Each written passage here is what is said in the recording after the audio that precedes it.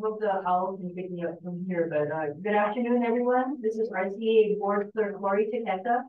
Before Deputy Executive Director Eileen Verbeck calls this in-person and online meeting to order, here's some announcements. For those of you here at the Workinger, the microphone will be on. Please identify yourself and speaking, and please speak one person at a time.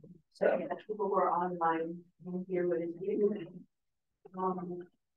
Chair Schaefer, please keep your camera and your camera on throughout the meeting, and just unmute your microphone when you're going to be saying something. For people participating in public comment periods, if anyone is here to do that, please come to the podium if you are able, so the microphone can pick up your voice. Online participants, click the raise hand button in the webinar controls, and phone participants press *9. The public comment may be limited to 3 minutes at the chair's discretion. And please raise your hand early so we don't miss you. Email public comments have been received and will be accepted throughout the meeting. Email public comment at redwoodenergy.org. And remote participants, if you experience phone or internet disruptions during this meeting that make it impossible for you to participate, please call or text us if possible at 707-382-7336 or by emailing public comment at redwoodenergy.org. That's all for the housekeeping announcements. So our chair is participating remotely and has asked to have Sherry Wu act as chair pro tem for this meeting. Vice chair is unable to make it, and so take a motion to allow Director Wu to chair this meeting in Sarah's remote in lieu of her remote participation. Entertain a motion. I was gonna say nobody motion. I'll make a motion. Sherry, this. Thank you, everybody. And so do I think she'll call it. Okay. Roll call vote. So Director Arroyo. Yes. Vice Chair Scott Bauer is absent. Director Jorgensen. Yes. Director Mobley. Yes. Director Provost and Myers are absent. Director Ramos is absent. Director Stefani here. And Chair Schaefer. Yes. Director Tuttle and West are absent. Director Wilson. And Director Wu. Yes. All right. Thank you, Lori. Thank you, everybody. So there's a couple of things that we're moving about on the agenda. First, we're going to remove 12.1, item 12.1. And also I'd like to move 9.1 to next month. And let's see here. Oh, I didn't even say welcome. Welcome, everybody, to the Redwood Coast Energy Authority February 22nd, 2024 meeting. I just jumped right into it. So, okay, we did that agenda stuff. I think we still need a roll call vote or roll call. Do we need a roll call in? Mm-hmm. Okay. Yeah. Okay, let's do that. That was just the motion to have you as chair. Okay, Director Arroyo. Present. Director Bauer is absent. Director Jorgensen. Here. Director Mobley. Here. Director Provost Myers is absent. Director Ramos absent. Director Stefani here. Chair Schaefer. Here. Director West Tuttle absent. Director Wilson. Here. Chair Pro Tem Wu. Here. And Chair Schaefer, I just need to confirm, is there anyone 18 years or older there in the room with you? No, there's not. Thank you. Okay, now start? Yes. Okay, I'll re-welcome everybody. So with those changes to the agenda, which is to remove 12.1 and move 9.1 to next month, we did that part. Okay, how about reports from member entities? Go ahead, Chris. We had a community advisory meeting last week. Jerome, it was his last meeting, so he wished everyone well. Sally did a presentation on the PG&E increase and how that's affecting the RCEA customers and asked for input, and there was a lot of good input given, very good input. So I would advise everyone to check out the RCEA website if they want any further information, and continuously, because they're updating it. We were also asked about a Readell representative for the CAC. I don't know if you. What about? They would like to have somebody from Readell on the advisory committee. Well, I haven't found anybody that wants to do it yet. Okay. I can ask again at our next council. Okay. Perfect. And I just wanted to add one other thing. Fortuna is police facility. I don't know how many people ever get to Fortuna, but we have a new police facility that should be opened the end of March, beginning of April. If you have a chance to go down and take a look at it. That's it. Hey. Nelly. I was invited by PG&E local representative Allison Talbot. Many of you may know Allison, to join the 2024 cohort of the local leader energy roundtable. I'm not sure if other people have heard of this. Anyway, it's it looks to be a group. I just got the email, and I would actually, I'm ruminating on whether I'd like to join, because there are a lot of meetings all over the state, and they're to see things like the Diablo Canyon nuclear power facility, etc. So there are meetings around the state to understand their energy infrastructure better, and it does seem like it's a cohort of city and county folks from all around the state. And so if anyone's familiar with this program and has feedback, I'd love to hear it after the meeting. I'd be happy to share more about it. I haven't yet decided whether I'm going to participate. The meetings are all over the state, but it did seem interesting. They're quarterly meetings and they all involve travel. So would love to hear after this meeting if anyone has experience with this program and feedback about it, and I'm considering joining. Thanks, Nelly. Anybody else on the board? Yep. And Sarah, I'm going to assume that you're just gonna shout at me or something if you want to say that. Okay, thanks. All right, so that's reports from member entities. And I'll move on to oral and written communications. This time is provided for people to address the board or submit written communications on matters that are not on the agenda. And at the conclusion of this, the board may respond to statements, but any request that requires board action will be set by the board for a future agenda item or referred to staff. So at this point, is there anybody in the room that would like to report? Seeing anybody? Is there anybody online? We do have someone online. We're going to invite Martha. Great. Hi, my name's Martha Walden. I belong to the Humboldt Coalition for Clean Energy, and I need to correct a comment that I made last month. Can you hear me all right? Yep, thank you, Martha. We can hear you. Okay, sorry. Yeah, I need to correct a comment I made last month in relation to the biomass plant in Scotia. I said that it had been operating without a permit for 2 years, and that is probably not accurate. It's a little difficult to know exactly how long it's been operating, because the Air District has not been very cooperative with releasing that information. But we do know for sure that the biomass plant has been operating without a permit for at least 6 months. And this is not a trivial thing. You're actually not supposed to operate without a permit for any length of time. So Humboldt Sawmills Company's lax attitude about this is disturbing, and it goes hand in hand with its laxness about complying with federal and state pollution laws. Back in 2019, RCEA signed a pledge to supply us with 100% clean renewable energy by 2025, and then extended its contract with HSC to 2031. So, you know, you're probably sick of hearing that biomass electricity is not clean energy, but now that the sawmill's history of violating federal and state pollution laws is known, you just can't finesse it anymore. So even in a dirty business, that plant, it stands out.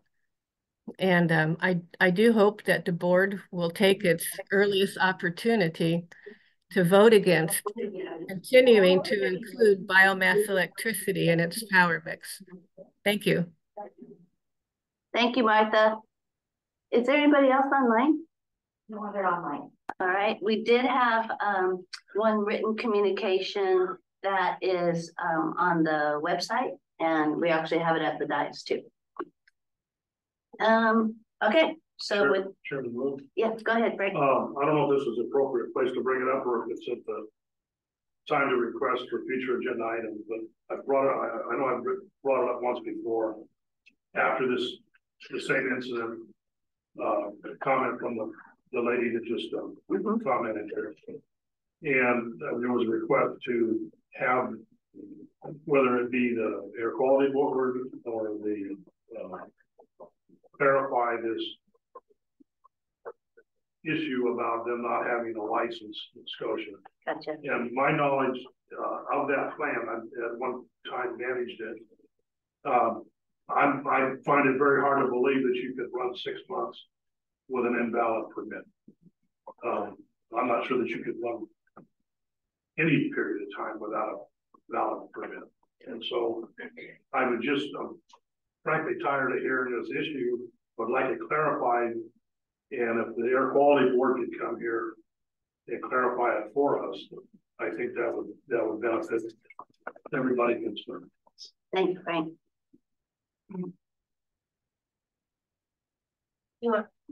So we are meeting with the Biomass Technical Advisory Group in early March.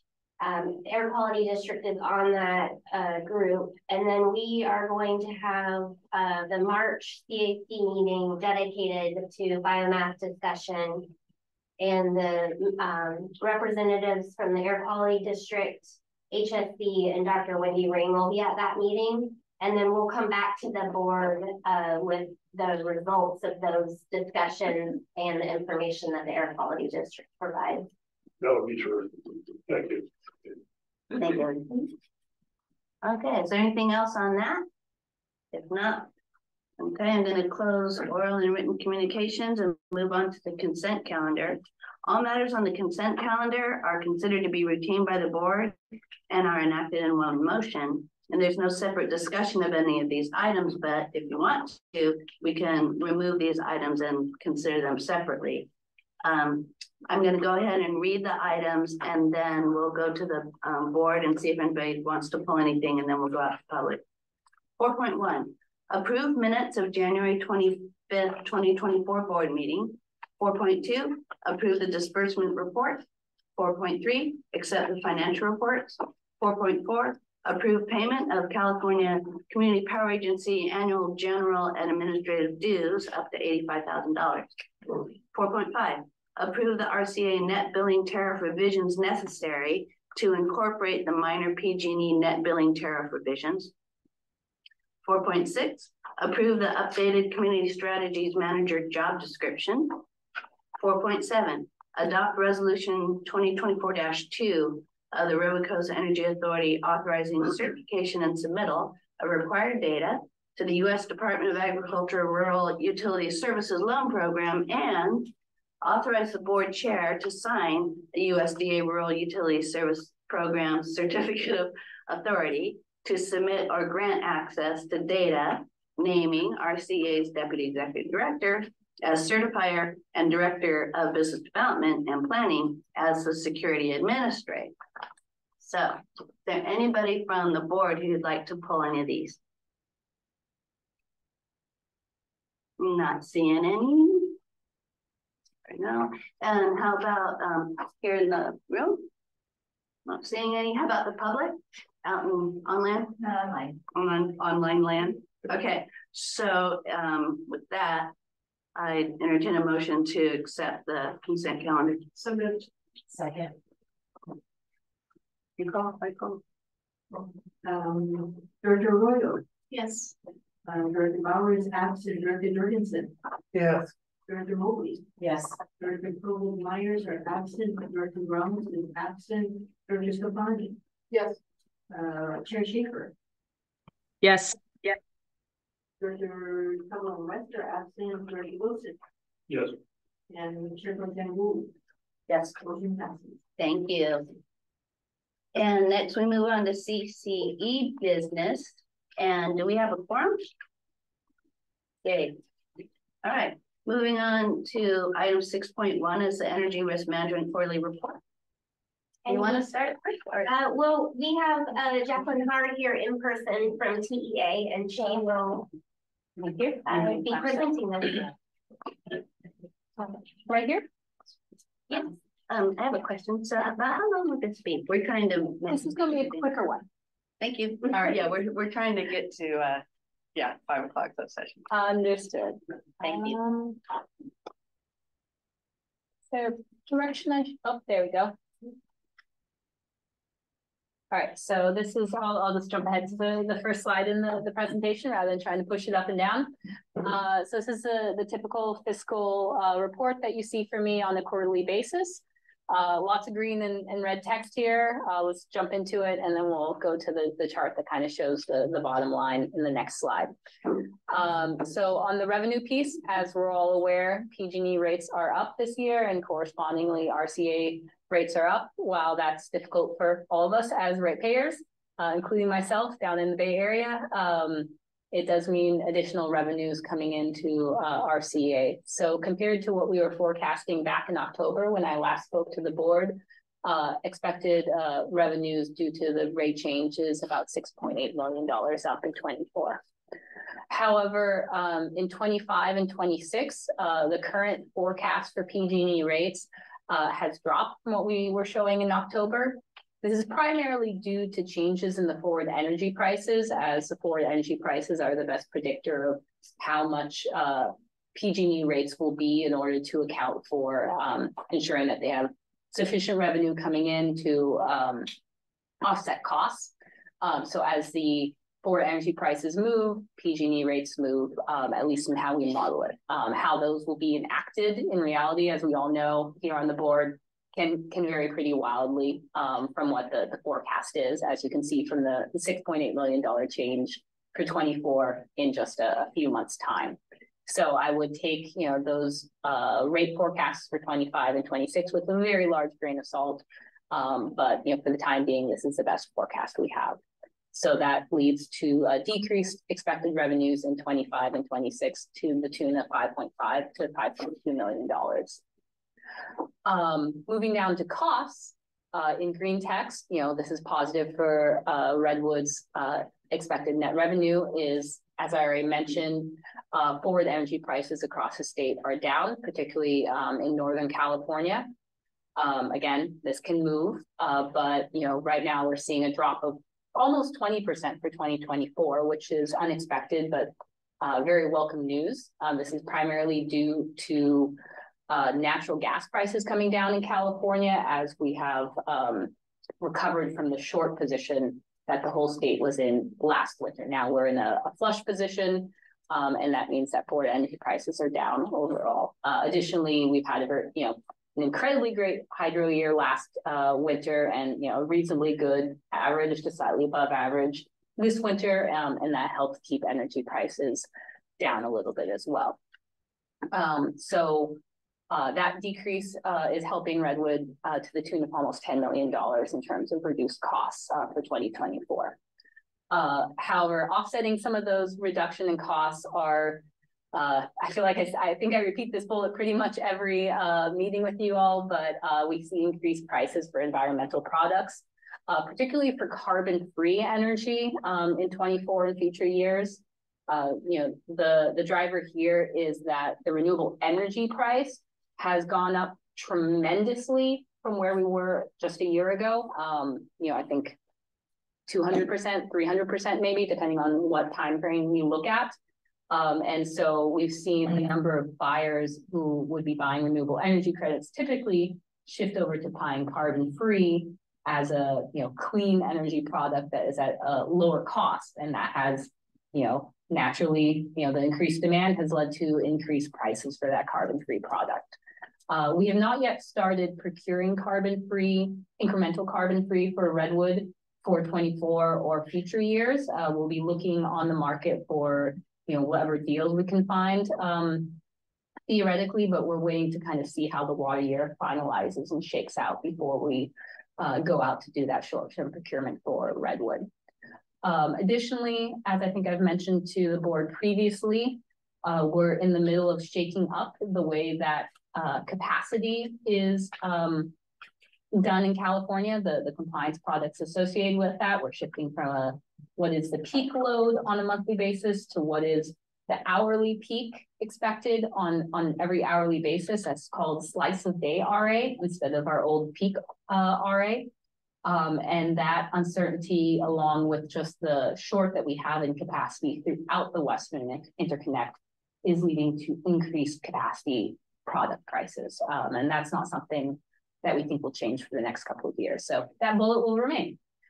And then moving on to the last bullet, I think staff has already mentioned this, but there have been delays in expectation of Sandrini's online date. Right now, out of an abundance of caution, we're modeling it as coming online at the start of Q4 of this year, so October 1st, 2024. The developer hopes, and as do we, that it will come online before then, but we want to make sure that we're being conservative in our financial modeling, as well as conservative in how we're procuring on behalf of Redwood. However, that means that Redwood needs to buy additional renewable energy credits to get to the planned goal for 2024, and just that if that solar resource isn't generating during the summer months when the prices are highest and the most revenues come in, that's decreased revenues for Redwood. So that leads to a increase in your net power costs. And then finally, as the board is also, I believe, aware, the resource is no longer being settled at the NP15 hub. That was a negotiated shift to the SP15 hub. So Northern California to Southern California. The resource is right on the border, electronically speaking, between Northern California and Southern California. The SP15 hub isn't as ideal for Redwood or in general, but it was a better deal than other offers on the table. That's where we're at. And so that leads to a slight increase in net power costs from when we were modeling it at the NP15 hub for settling. I'll move on. I know that's a lot. I'll come back to questions if there are any, but just kind of move through the slides real quick. I'll advance. Okay, sure. All right, so this is kind of the main, annual net revenue forecast. This is probably the most important slide here in this, and it's summing up all of the drivers that I showed in the last slide. So the big positive here, I would say, is that when I was last in front of you in October, we were forecasting a slight negative annual net revenue for 2024, and now we are forecasting a significant positive annual net revenue for 2024. And the primary drivers there, again, are the increase in the revenues from the higher than expected rates, as well as the increase or the decrease in energy prices due to the forward energy market for California just being reduced so much from where we were back in October, that 20%, almost 20% decrease that I showed on the last slide. So that's very welcome news. For 25 and 26, the drivers, there is a reduction of 9 million, or 9.5 million, and 9.5 million in 25 and 9 million in 26. This is split almost evenly between that change in reduced expected net revenues and that increase in expected net power costs. So the drivers there are the revenues going down due to expected lower generation rates, which good for your ratepayers, just means less revenue in the door for Redwood. And then the net power costs going up on the back of those capacity products, as well as the environmental products, is kind of the big driver. If we go on to the next slide, just graphically showing the current rate forecast. So the solid lines are the most current forecast as of February of this year, and then the dashed lines are what I showed you back in October of 2023.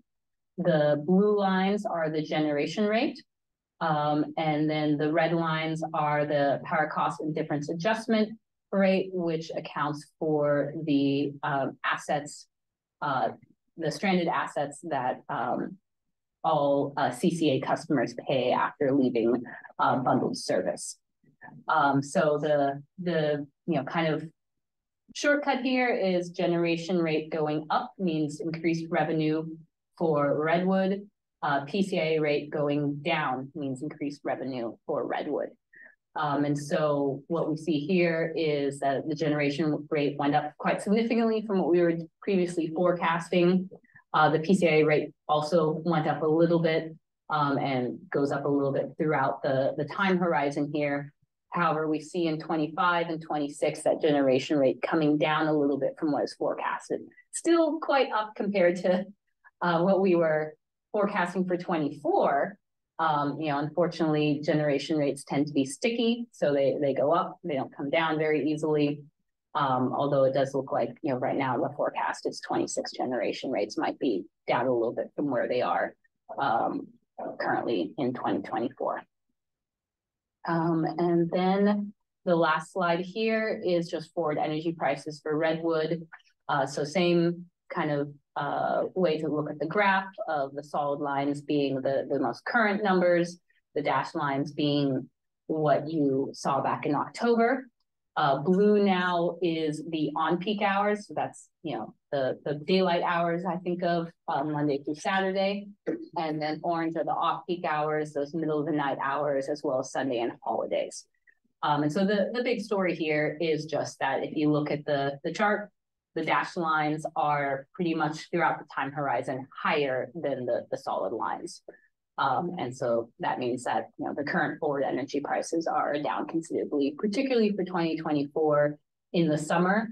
We had a very mild summer last summer, and we've had a relatively mild winter in terms of gas draw. And so that has made, I think, the market quite comfortable with the idea of where power prices could go this current summer. That being said, we could have a large heat event. That's more in the forecast than it was for last summer. So we'll see where we actually see energy prices settle. And that's it for slides. I know that was a lot of information. Oh, sorry, there are two more. So first we have the cash balance. So this is showing the historical cash balance going back to 2019 through where the blue line is. That's all historical. Very nice positive trend for the past couple of years, going upward and to the right as we would hope. And then it continues into, the rest of 24, 25, and 26, even though there is a decrease in the forecast, for 25 and 26 compared to what I was saying in October, it's still overall a very positive trend and very welcome after the challenging years of 2020 and 2021. That dip that you see at the beginning of each year, as a reminder, is when we have modeled the payment for environmental products. That's because the delivery of those products can happen at any time over the calendar year. Typically happens near the end of the year, and then the sellers invoice in the January, February, March timeframe. But we don't actually know when that invoicing will come in. But for modeling purposes, we have it modeled as hitting in February. If we go on to the next slide, which is in fact the last slide, this is just showing the forward projection only with numbers up there at the top in terms of where you will end each, where the forecast shows Redwood's average cash on hand, the minimum amount you'll hit, as well as where you will end at the end of each calendar year for the rest of 2024, 25, and 26. The orange line is the most current numbers, and then the blue line is what we were projecting last October. So you can see increased revenues in 2024 compared to what was previously predicted, decreased over 25 and 26. So not ending at the time horizon at quite the same level as was predicted back in October, but still quite healthy. And, really, as I mentioned earlier, really positive change from a couple of years ago when the whole industry was much more challenging. And that is my last slide. So, any questions? Thank you, very informative. Okay. Is there anybody from, any questions from people here? And how about from online? All right, thank you. So that's item 6.1. So next is 7.1, new CCE business, community power bill agreement solicitation. Director Richard Engel is going to give this. Hello. Hey. Good to see you all. It's been a while. I've been telling my staff, thank you. Looking at those last graphs that you just saw, I've been telling my staff, $35 million is the magic number that, the board gave us years ago to shoot for. And so we all have to go out for drinks when we hit 35 million, and then it dips down again and goes up again. So we get to go out for drinks twice maybe in the coming year. All right. So you already approved an item related to California Community Power on the consent calendar, and what I'm asking for here is a little bit less expensive than the one you already said yes to. So I'm hoping this one's an easy sell. Just as a reminder, California Community Power is the meta JPA that was set up for doing joint procurement by all the participating CCAs, of which there are 9 at this time. It's made up of a governing board with the CEOs and executive directors from the participating CCAs. The individual CCAs can choose to opt into different procurement efforts and contracts. So we've already done some work with them on getting into some contracts for long duration storage and geothermal projects, which are all under development now, and we're staying abreast of those projects.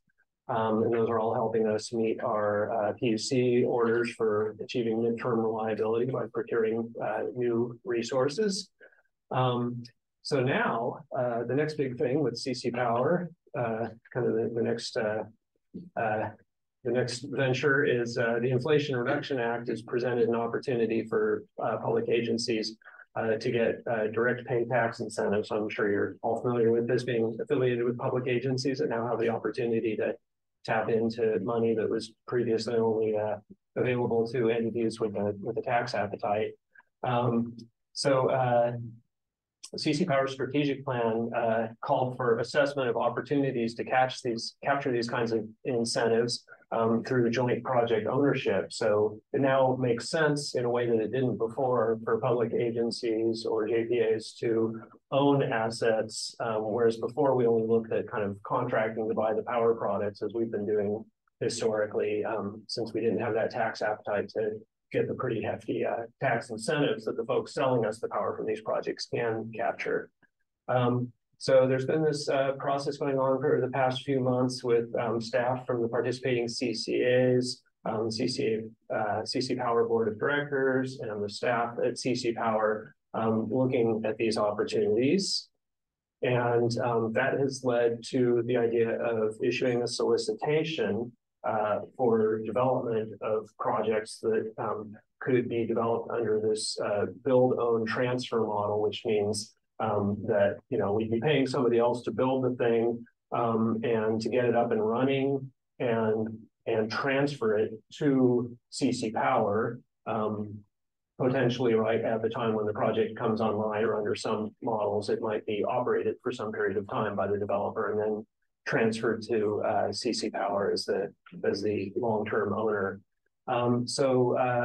We've kind of come up with a multi-phase process, and what we're looking at today is asking the board for approval for some funding to participate in the first phase of that. And the pieces of that would be getting a vendor that would actually run the solicitation and select consultants, getting together pro forma agreements. So these would be just sort of the, getting attorneys to help us develop model contracts under which we would enter into these kind of deals. There's probably going to be bond issuance involved eventually to pull this off. So we want to have the financial analysis done on the individual members. They can look at kind of what is our, bond capacity individually and collectively.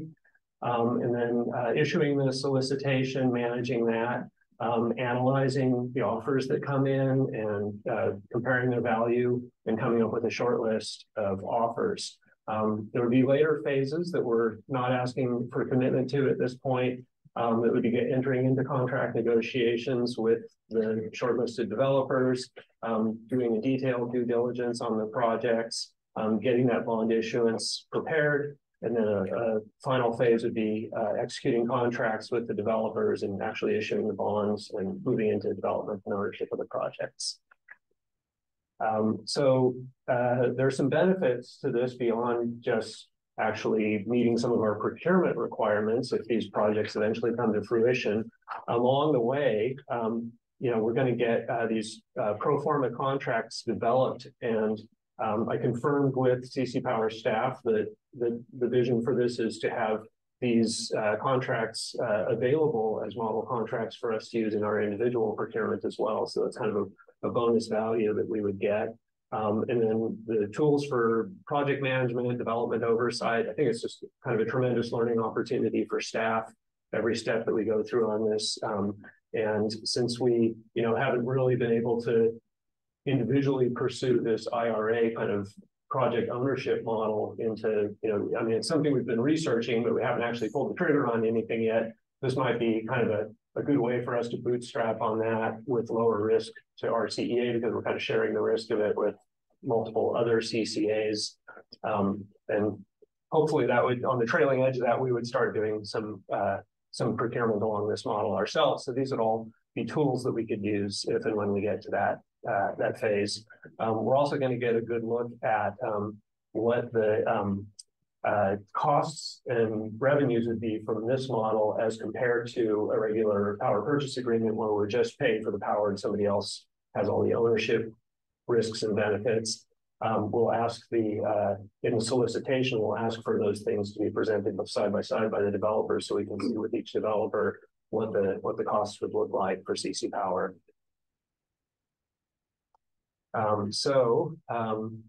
These are the different components of costs that are expected for just that first phase that we talked about. We have to issue the solicitation. We need some engineering support to analyze the offers that we get. We need legal counsel to help us with developing both the model power purchase agreement and model build transfer agreement that folks would be submitting bids against. And then the analytical work related to issuing bonds. There's a range of low and high costs in total for this, $135,000 to $440,000, broken down into cost per member. If all 9 participants are in, then it would be between $15,000 and $49,000 per participant. If some of our fellow CCAs choose not to participate, we kind of assumed a case where only 6 of us go forward with this, and then we're seeing a maximum cost of $74,000 under that scenario. So hence, in the action that we're asking the board to take, the approval is for expenditure of up to $74,000 with an expectation that it will be less. I have a question. Is that an arbitrary number? The 9's the most, but yes. The 6, is that just a number thrown out? It is arbitrary. It's something that CC Power staff themselves used in presenting this to us. They used 6 as sort of the shot in the dark at, like, okay, let's make a conservative assumption of what this would cost. I think the fact that all 9 participants appear like they're interested in moving forward with this from what we've gathered in the meetings. Yeah, I didn't know if there was some hesitation on 3 members not doing it is why. It is pretty arbitrary. Yeah, it's not like we really expect 3 people or 3 members to drop out. It's really just sort of our kind of best conservative guess at kind of a worst case. I think if it fell below 6 participants, I think that CC Power would be reconsidering this whole thing and probably unlikely to move forward with a much smaller cohort. Thank you. So there is the action we're asking you for. Any questions?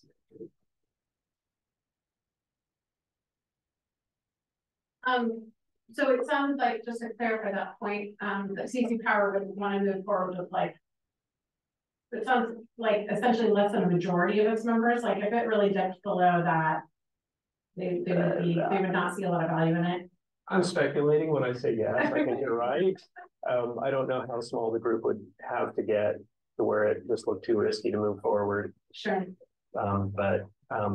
You know, Jocelyn has been much more involved in these meetings while I've been out on leave, but what I'm hearing from her is that it really looks like all 9 are likely to participate. Yeah, RCEA was actually the only member that needed to go to our board. All the other CCAs have been able to, you know, approve that within their executive director spending limits. And so our assumption is all 9 members are on board, but like as soon as the rubber meets the road, we wanted to, you know, hedge that risk of 1 or 2 or 3 members dropping off. And because of the ED spending limits, we wanted to have authority up to this amount so we wouldn't have to come back to the board. And if it dips below 6 and we still wanted to participate, we would come back to the board at that time. And there is some precedent for, you know, from what we've seen through the long lead time procurements that we've already done through CC Power. There have been cases where we've been going through the whole process, negotiating with developers and everything with a certain number of CCAs in, and then 1 or 2 of them dropping out before we get to contract execution. So people do get cold feet sometimes for one reason or another. Thank you. Is there anybody else from the board? Questions? I just wanted to say, I do appreciate the due diligence that you and your staff do when presenting this, because it does answer a lot of our questions ahead of time. So thank you. Thank you. Lots of credit to Jocelyn this time around, since I was really off screen for most of this. Yeah, really CC Power staff, they have 2 permanent staff members now, and they're really professional at running this process. So they've brought us along and done that due diligence as well. So perfect. Thanks. Jocelyn just asked me to be the pretty face today to talk to you about this, but she did all the work. All right. Okay, so is there anybody from the public that has comments on item 7.1? Anybody from online? Okay, thank you. So we need a motion to authorize this participation. I'll make a motion to authorize participation in the first phase of California Community Power's build own transfer solicitation at a not to exceed cost of $74,000. Oh, second. Do you guys figure out who got it? Awesome. Okay. Director Williams. Yes. Director Bauer is absent. Director Jorgensen. Yes. Director Millie. Yes. Water district is not voting. Building Rancheria is not voting. No, and absent. Director Sohan. Yes. Chair Schaefer. Yes. Director absent. Director Wilson. Yes. And we're all trying to go to voting and absent. Thank you, Lori. And so, okay, that's the end of the CCE business. Moving on to old business, which is item 8.1, fiscal year 2023-24 mid-year budget adjustment. And I'm going to invite Director Lori Biandini up on this presentation. Thank you. Okay.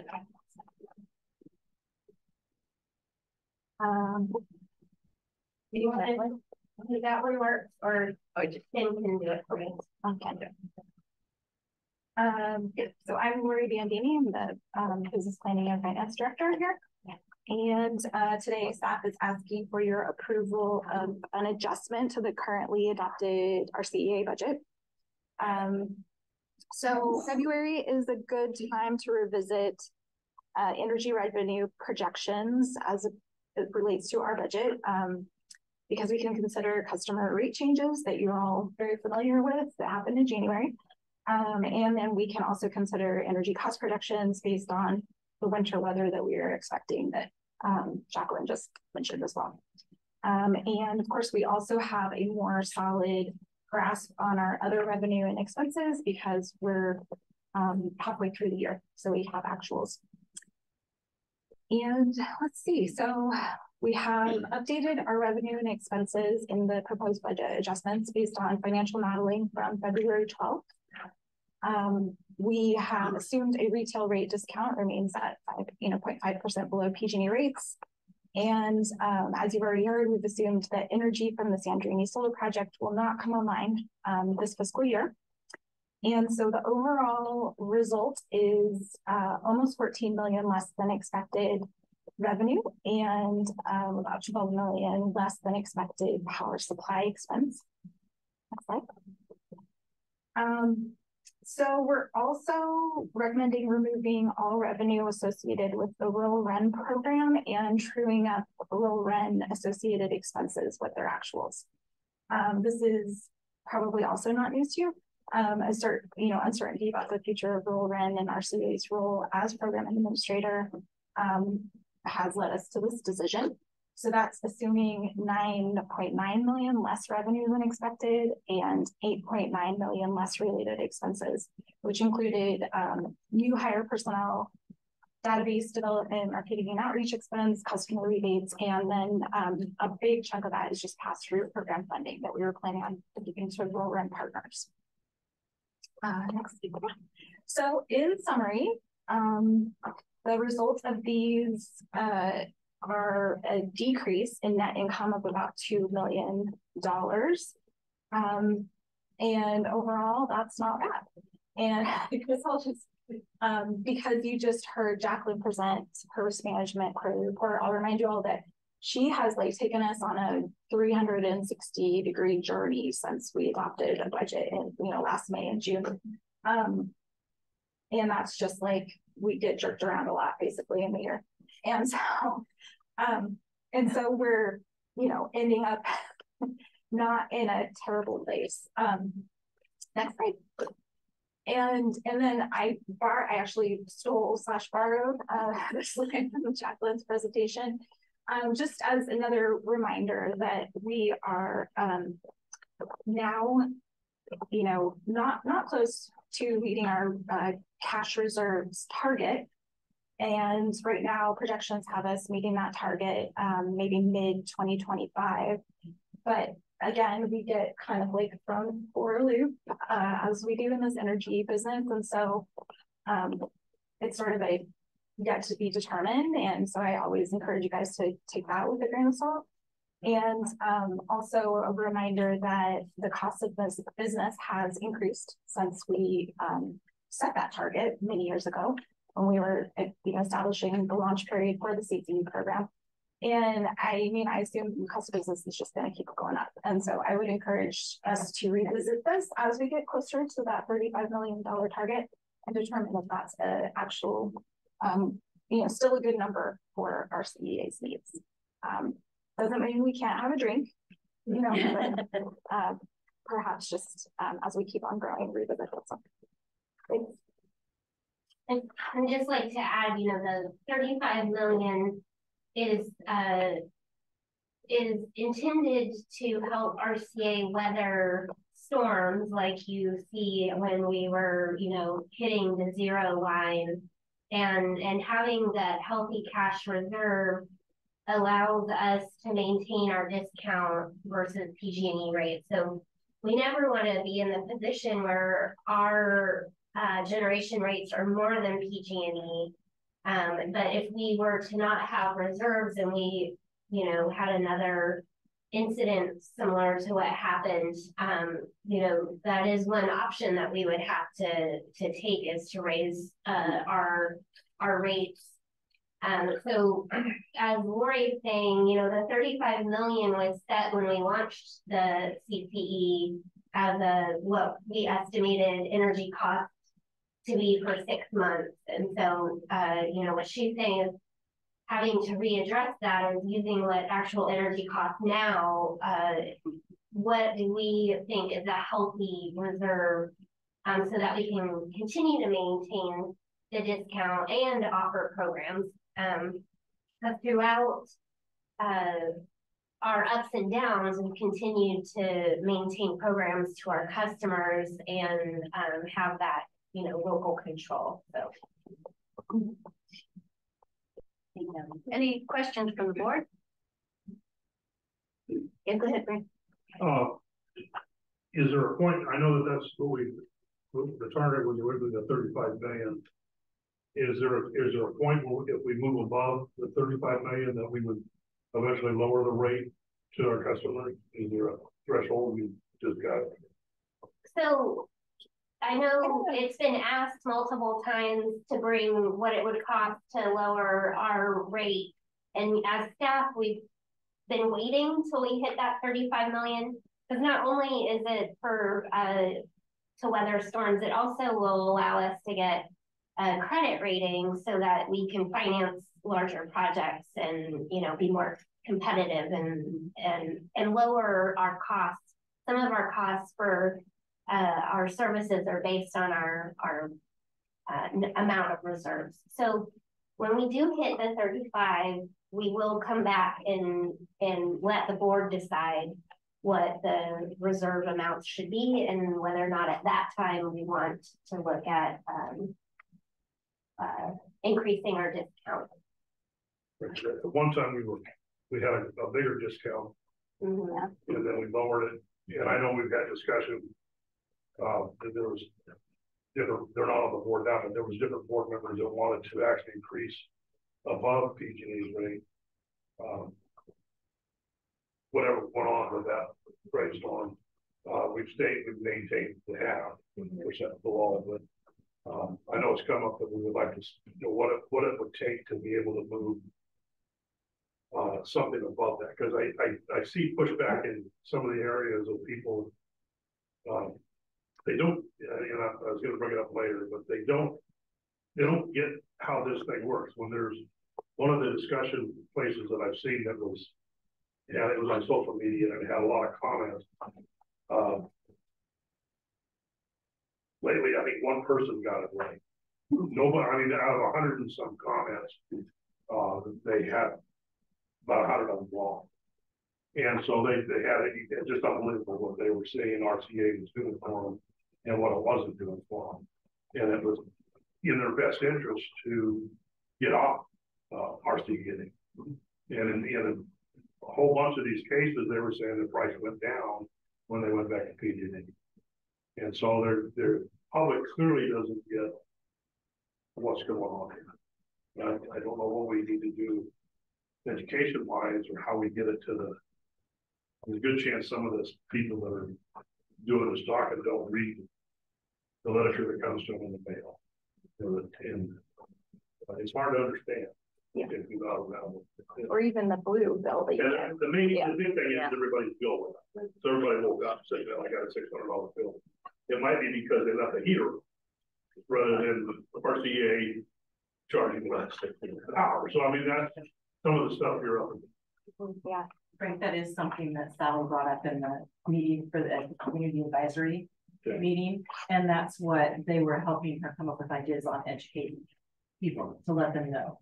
Well, there is a big, and I know when I run into people, if it comes up in a public conversation or a conversation, it's not a very good. If they see the two pages in their bill, if they do go so far as to look at that, they think they're getting charged. Some of them by bulk. PG&E's charging them, and then there's this outfit over here called RCEA that's digging me for another bunch of them. And so they see they're getting hit twice rather than it being a comparison. And so I don't know how to get that through. That is something that we are facing, and people are so listen, you know that from the phone calls that you receive that people are calling in and saying, "I want off of this. Let me away from it." And so just Go ahead now. When it comes time for, I know it's not a mid-year topic, but when it comes time for our 2024-25 budget, I'd be interested to see, to just have a little bit more information about what those targets need to be for our credit rating, and you know, like, does it exactly have to be 35 million? Can it be 30? I mean, you know, whatever, and I don't know the answer right now, you know, I don't know if we need to get into it, but you know, how could we address those other capacity needs? You know, and what could that threshold be, so that we're informed about whether we can have this kind of conversation at that time? Because it sounds like, you know, if we're on track to, fingers crossed, meet that, you know, within the calendar year 2025, I'd love to start having that conversation. So yeah. I mean, so, and on a positive note, like everything to the right of that red line is like fund money. So so that could be customer discount. That's not what we put in the bill, though. It is fun to give customers discounts, so that would be fun. Yeah. Is there any other questions from the board? Any questions from the public? Go ahead, Steve. He's going to ask you a stumper question. Not a question, but just, I'm Stephen Coleman, as most of you know. I'm the Director of Demand Side Management, and I've also been supervising our Community Strategies Department. And so when you bring up that messaging, that's something that we think about every day in many different ways. And I just want to say, our front office staff who answers the phone, I hear them every day talking. A high percentage, like every call starts out with saying, like, you know, we're not a duplicate charge on your bill. That's the first question everyone's asking. And Lewis and the other people who are answering the phones are probably talking some large percentage. I could make up the percentage of people out of opting out. So people call up wanting to opt out. They explain it to them and talk them out of opting out when they actually understand what we are and what we do. But what I did want to ask is, we're starting to plan what we call the event season. So it starts with Earth Day and all the fairs and everything around. And so if there's any events that any of you in your jurisdictions think that you'd want RCEA out there tabling, please let us know so that we can try and schedule that and get out there in the community, and any sort of messaging that we can get out there to let people know what we are and what we do. Or you have the plan to be at the county fair? We haven't decided that one yet, but the county fair might be one. That's one that we have done in past years. We haven't done it in recently very much, but that's a good one. That seems like it's getting an increased turnout. People that are walking through and asking, and this probably due to the fact that the power bills, and that's something that I've been telling people, you've got to be bracing yourself, partly because what comes through here. And stuff that I've read is that PG&E is looking to do like 4 increase in this year. And so if you think your bill's bad in February, you better hold on to yourself for July and September. They're probably going to do some more. There's one coming in March, and the lady reported to us previously of March and July, and then possibly so. It's in the projection of the risk heading, because they're going to keep raising. They're not going to lower their rates. They're just going to keep raising. And that's one of the struggles. It's not a good message that we have for them. Well, it's also it's not all generation that's causing. Yeah, that's not what's causing their bill to go up. It's distribution seemingly causing their bill to go up. And so these are things that people need to, rather than panic. And I appreciate our staff is doing their efforts to talk them out of it. And Irene was telling me, who was just at a CCA function in Sacramento, it's not unique to us. Every CCA is going through this exact same thing, where people are looking at it and saying, is there an extra charge on our bill, and wanting to opt out. So, but thanks. I just want to say that out there. Any ideas we are happy to take. Thank you. Oh, go ahead. Yeah. And I'll just say too that we are currently working on a webinar for rates and information for March. So we're going to be doing that. Okay. Do we need to repeat that? Like, could they hear that out? No, Sarah. Sarah, could you hear that? Not really. It was very garbled. Thank you. I just wanted to say that I'm working with the Community Strategies to provide a webinar in March regarding information on rates and what you can do to help manage your bills. Thank you. Great. Thank you, staff. Anybody else from the board on this? And then I'll take it out to public and I'll come back to the board for promotion. Anybody out online?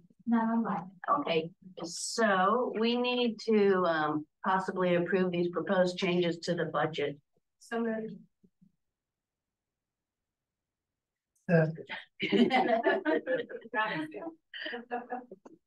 Director Arroyo. Yes. Bauer, and Scott Bauer is absent. Director Jorgensen. Yes. Director Mobley. Yes. Rob Tribe, Representative is absent. Billy Richard is absent. Director Stefan. Yes. Chair Schaefer. Yes. Director Wilson. Yes. And Chair Pro Tem Wu. Yes. Thank you. Next up is item 8.2, Community Advisory Committee Annual Report and Work Goals, CAC at-large member recruitment. Yeah, so I'm going to keep this brief for the sake of time. I knew this was a hefty agenda item. In your packet is the annual report for the CAC and their accomplishments for the year. Staff is really grateful for them volunteering and the input that we get from them. It's a little window into how our community perceives the work at RCEA, and then they help get the message out. So it's a great group, and I've enjoyed working with them. We did, a lot of the work goals that they adopted are long-term work goals, and they're not easily completed in a year. So we did extend them through 24 to the end of 2024, and we'll revise them if needed for 2025. And then lastly, we do need board volunteers to an ad hoc subcommittee to review the applications that we've gotten for the 2 at-large positions that are expiring at the end of March. Our hope is to get up to 5 volunteers to review applications and recommend an appointment that would then come back to the March board meeting to fill those positions. And we have gotten a number of applications to review. And then CAC Chair Dennis Leonardi is here and wanted to address the board briefly about the work that they've been doing. Unfold myself here. Thank you, Dennis. Yeah, Dennis Leonardi, CAC Chair. Just a couple of things. Obviously, the expanded time it takes to do a lot of this stuff, so we're out a couple of years. I do want to extend a big thank you to Sally Regley for doing the input session because consternation of rate increase is only going to get worse. We spent an hour and we had a chance to do that pretty in depth with a variety of folks from around the county. 3 times as many folks are sitting around this table and in great detail at all different levels. So it was injected comprehensive suggestions, and I think pretty well received. The other thing we're having coming up, and this has been alluded to already, is we've got this biomass topic that keeps looming large. There's 2 threads of thought that seem to come into play. One is no biomass, period. The other one is no biomass for RCEA. So to kind of move this along, we have the technical advisory committee is going to meet, massaging it up. Hopefully they'll come up with a recommendation. And our next meeting is dedicated largely to this whole topic. Air District will be in the room, the power plant, the environmental concerns, and the technical advisory committee. So hopefully, when we put everybody together and we massage this out, we will come to a conclusion, at least that we can pass along to you guys. So it's been a process, and I think it's been a good community venting process. Everyone's had a chance to talk about it, think about it, and collectively, maybe we come together with a process that yield some guidance. And I do thank, on behalf of our entire board, the chance to do this, because folks are really engaged and they're really, really happy to be part of this community advisory committee. And we feel largely that everyone listens to us and the input that we provide. So I thank all of you and for your time and energy and our liaison especially. Anyway, that's our report. Thanks. Unless there's a question or two. Any questions for Dennis? Great. Thanks all again. Thank you. Go ahead, Natalie. I'd be happy to be on a subcommittee to review applications. Thank you. I'm not sure if that could happen a bit remotely. Yeah, so since it'll be ad hoc, we can communicate via email and remote. Okay, yeah, I'd be happy to volunteer. I would do that too. I was gonna say we could nominate Scott. This is me raising my hand. I'll do it too. I'm happy to participate in that. Yay. Anybody else? Up to 5. I'll offer. All right, Skip.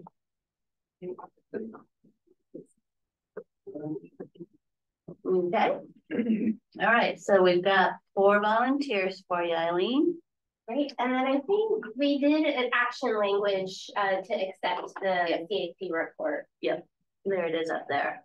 So I need a motion to accept the CAC report. We accept the report and the work goal. And I'll second that. And I want to thank Dennis for being here. Thank you very much for your time. So Director Arroyo. Yes. Valerie, absent. Director Jorgensen. Yeah. Director Mobley. Yes. You're on to the Boulay Branch Manager, absent. Director Scapani. Yes. Chair Schaefer. Yes. Director Tuttle is absent. Director Wilson. Yes. Chair Pro Tem Lewis. Yes. Motion passes. Thank you. Okay, moving on to new business. We're gonna do 9.1 next time. So move on to 9.2, coordinator / associate job description and pay schedule update. Thank you. So currently our employees are broken up into 5 distinct classifications. Starting with, it's a combination position, coordinator, associate, assistant, and then it goes to specialist, technician, manager, and then director. Typically that coordinator, I'm going to just for sake of brevity, just say coordinator, position was used as extra help or internship level labor for RCEA. But over the years, we've started to hire coordinators on full-time. And as we've gained their full-time experience, their job duties have outgrown that original position. And so it was time to evaluate the duties of the existing coordinators in our agency. And we determined based on that it was time to revise the job description to match the work that they were doing.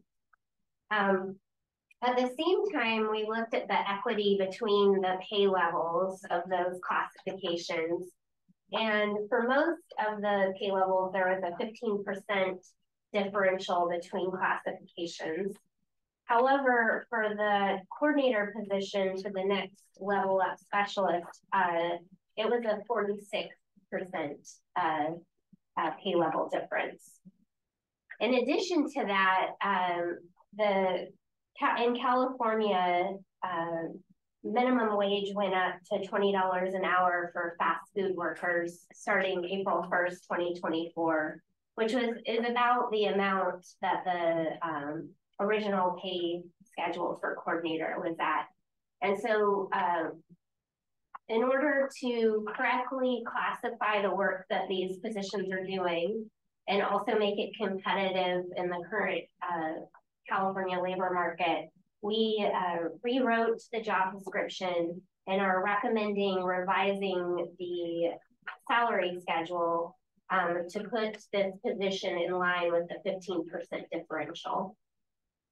We do want to recognize that we have a need and would like, as staff bandwidth allows, to offer internships, paid internships. Many of our very successful managers started at RCEA as interns.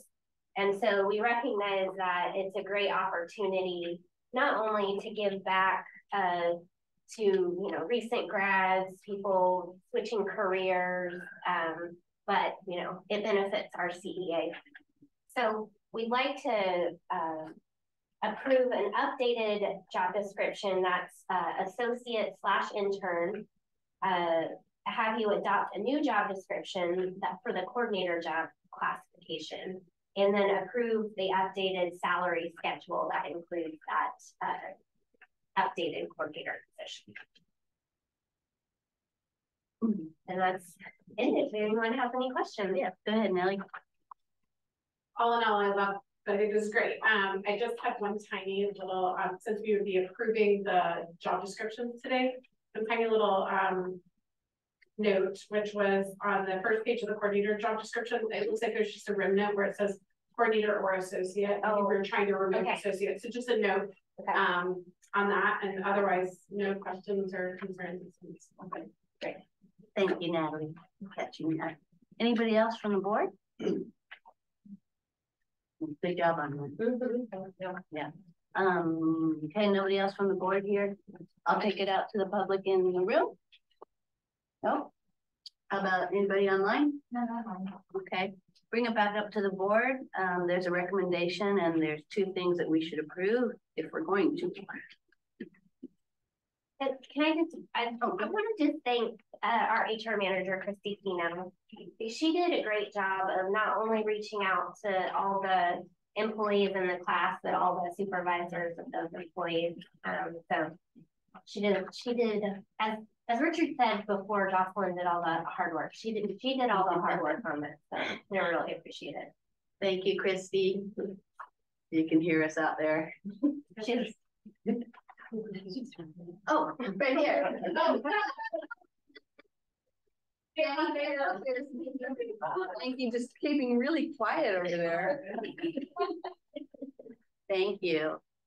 Okay, so need a motion. I'll approve this with that one minor change. I'll second. Okay, do we need to do both of them at one time, or do we need to do the first one and the second one? Do both.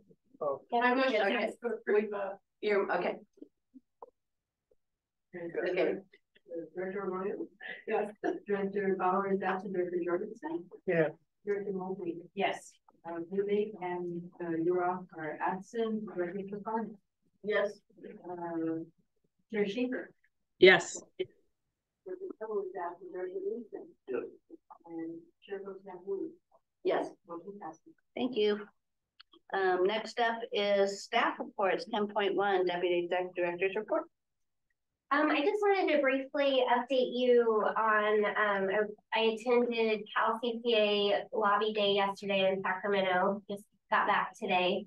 And all in all, it was a great experience, and it was really encouraging to see how well revered RCEA is in other CCA's eyes. They really do look to us for innovation and creative solutions.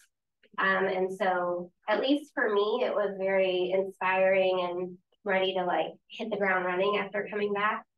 The other thing though was across the board with all the meetings that we had with our representatives, is I heard from every CCA that they're all experiencing delays in projects, delays in interconnection, which is causing an over procurement. You know, you're entering a PPA, but then it's not coming online as they discussed earlier with Sandrini. So then you're having to procure to meet your requirements, which all is affecting our ability to lower rates and be affordable. And so the message is getting out there to our representatives loud and clear, unified with all the Cal CCAs, or all the CCAs in the state.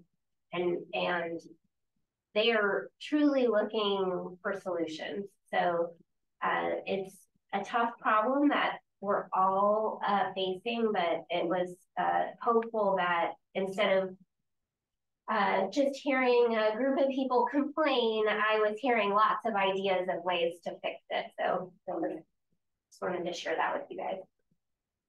Thank you. Comments, questions for Eileen? Just one, did this thing cover the decommissioning of like the Iowa Canyon? Did that come up in the? So there was such a large group of us that we all got split up into different groups. So it did come up in one of our meetings, but very cursory, but I don't know if it came up in others. We divided and conquered. Are they still on track to do that? They did not a delay. What is the word I'm looking for? An extension for now. So I didn't hear that they're completely turning away from decommissioning, but they did extend it. Thank you. Any other questions from the board? And I'll take it out to the room. I'm not seeing anybody online? No. Okay, so thank you, no action on that one. Next up is item 11, future agenda items. And we did have one that I wrote down that Frank was requesting a response from AQMD to clarify the HSC permits, but we'll also have a report out from, is that right? From the CAC Biomass Committee. When is that again? March. Okay. So we will, the soonest we would be bringing it back to the board would be April. Oh, okay, gotcha. So do you think that, so we probably won't have the air quality board in front of us in March? Probably not. I mean, but we would probably get enough information at the CAC meeting that if we could discuss it, or you could give an update on that meeting. Okay, yes. Yeah. All right, yeah. And then possibly have the air quality here in April. I will see if they can attend in March, or at least have a statement. Thanks. Because we asked, I think one time it was asked if there would be a clarification between a violation and a citing, and how the right word to say there. One is like you get pulled over and warned for speeding, but you don't get ticketed. Now, has HRC been getting tickets? Essentially, they've been getting actually fines or warnings? That kind of clarification, whether that could come to us to understand the gravity of what's. Because at one time we had a thing in our packet that was like a big thing. Things like hundreds of things, but I don't know if those were all what that amounted to as far as analyzing like this. Okay, we'll communicate that to them. Anything else for a future agenda item? I'll take it out to the public. Future agenda item. Okay, how about online? No. Thank you. All right. So now we can move into closed session. It's 1:50. So we removed item 12.1, but we're going to move into closed session on item 12.2. Public employee performance evaluation pursuant to government code section 54957 B1 : executive director. Any public comment? Is there any public comment from either in the room or from online? Thank you.